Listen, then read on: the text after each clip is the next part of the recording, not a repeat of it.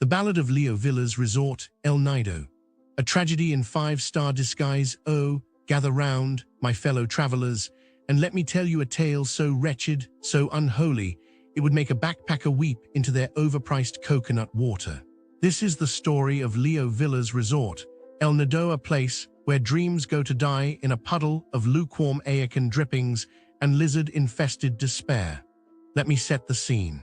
You arrive, weary from your journey, clutching your suitcase like a life raft, only to be greeted by nothing.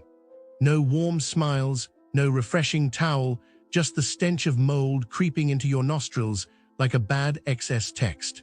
The room, oh darling, the room is a masterpiece of neglect. The walls whisper secrets of past guests who also regretted their life choices.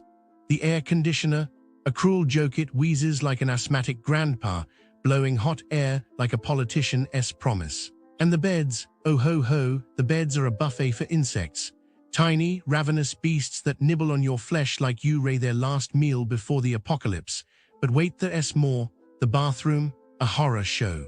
The shower dribbles cold water like it's rationing your misery.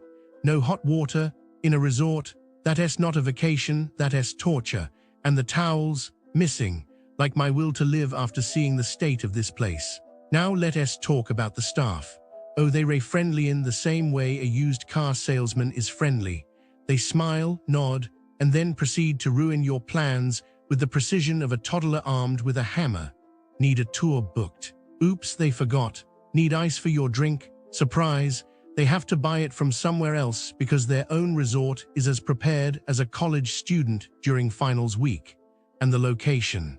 Oh, sweet summer child, it's not the serene paradise the photoshopped booking pics promised. No, not a hike from town, down a road so bumpy it could double as a spinal realignment therapy session. The beach, a mirage. The pool, a sad puddle. The vibes, deader than my hope for humanity. But the piece de resistance, the door locks you in. Yes, you heard me. You trapped in your own personal hellscape, banging on the door like a Victorian ghost, while the staff sleeps through your cries. 7 hours later, they finally free you just in time to miss breakfast by 5 minutes. 5 minutes. And what do they say? Nothing. No apology, no comped meal, just the cold, unfeeling shrug of a business that does not care. And let us not forget the wildlife beckers who doesn't want to share their room with spiders the size of teacups and lizards that scream like banshees all night. It's not a resort, it's a zoo, except zoos actually clean the enclosures. So my dear, sweet, naive travelers, heed my warning. Lio Villas Resort El Nido is not a getaway. It's a getaway from here as fast as humanly possible. A place where promises are broken, contracts are ignored, looking at you, mariotivate, and your sanity is tested like a reality TV show contestant. And the worst part, they don't— I'm looking into crimes near Lio Villas Resort El Nido, and it's just so sad, you know. I mean, tourists come to this beautiful place to relax and have fun, and then they get scammed. It's just not fair. Businesses near Lio Villas Resort El Nido are like, you know, they're supposed to be trustworthy, but sometimes they can be super sketchy. Like, remember that time when those two Romanian guys, Stan and Daniel, they got caught for installing a skimming device on an ATM? It was on Balinsasio Street in Barangay Villa Libertad, just a few blocks away from Lio Villas Resort El Nido. I mean, can you even believe it? They were stealing people's money right from under their noses. I predict that the victims were probably tourists who were just trying to get some cash for their vacation, and then they found out that their accounts were drained. They must have been so stressed and worried, like, what am I gonna do now? And the worst part is, they probably didn't even realize what was happening until it was too late. I mean, who checks their account every single day, right? And what about the scammers? They probably thought they got away with it, but then they got caught. I bet they were like, oh no, we're busted. And now they're in trouble with the law. It's like, you know, you can't just go around stealing people's money and expect to get away with it. It's just not right. I'm just so glad that the police caught them, you know. It's like justice is served and tourists can feel a little bit safer. But we still have to be careful, you know. We can't just trust anyone or anything. We have to be smart and keep our eyes open. Okay, here is the Beyond the Villas, a traveler's advisory. Businesses near Lio Villas, Ell Nido introductory music melancholy, slightly unsettling piano piece, let's be frank. You've chosen Lio Villas, a haven of relative calm. But escaping the resort means venturing into a surrounding area that, shall we say, doesn't always meet the expectations laid out in glossy brochures.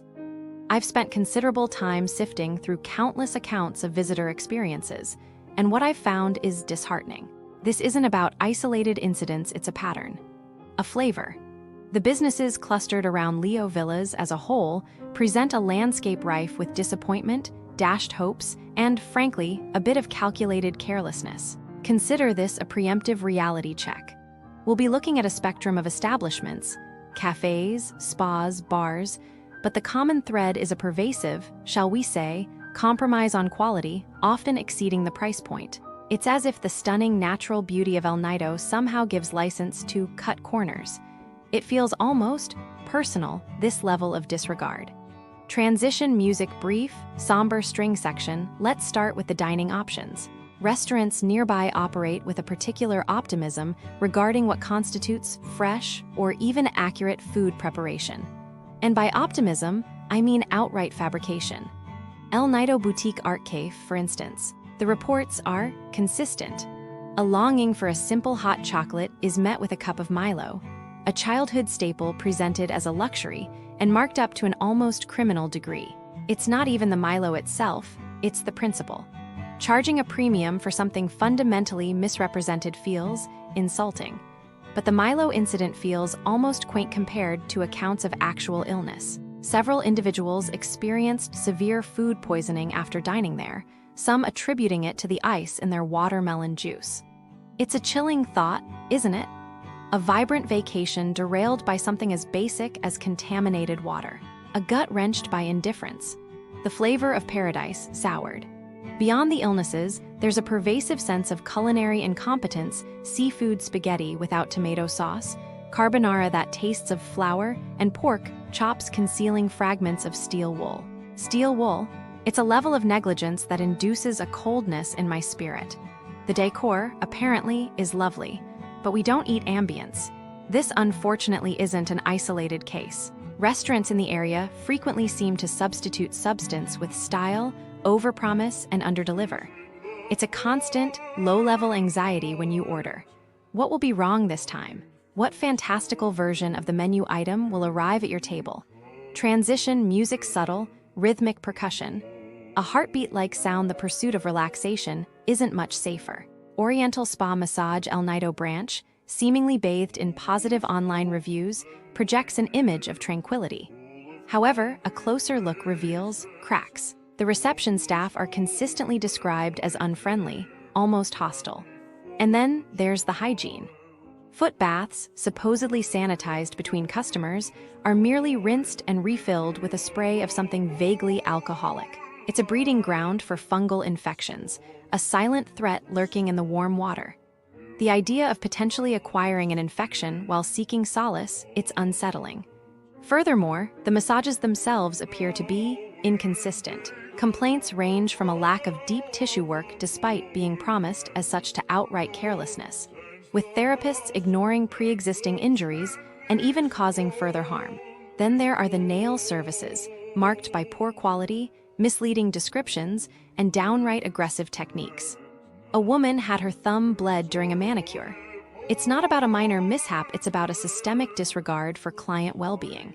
The reviews paint a picture of a business prioritizing profit over people, cleverly masking its shortcomings behind a facade of luxury. A deliberate deception. Transition music short, unsettling electronic blip, let's move on to the evenings, and the mirage of Happiness Beach Bar. The name is ironic. The reports overwhelmingly focus on food poisoning. It's not a maybe situation, it's a consistent recurrence dating back years. Several patrons have fallen ill after consuming their food, and the response? Dismissive, a blaming of external factors, a refusal to accept responsibility. It's a coldness, a lack of empathy that chills me to the bone. Beyond the immediate risk of illness, there's a pattern of deceptive practices. Overcharging, misleading descriptions.